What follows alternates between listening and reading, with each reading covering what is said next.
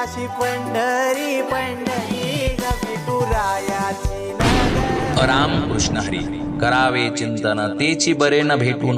श्री तुकोबाराय म्हणतात, बरवा अंगी राहे भाव तंग तोची जाणा देव. सज्जन हो, देवाच्या वियोग अवस्थेत देवाविषयी उत्कट प्रेम आपल्या मनात राहतं. एवढंच नव्हे तर देवाच्या भेटीकरिता जो आतुर झालेला असतो तोच कालांतरानं देव होऊन जातो. म्हणून देवाला न भेटता त्याच्या पायाचं सतत चिंतन करत राहणं हे भक्ती मार्गात सर्वोत्तम साधन मानल्या जातं.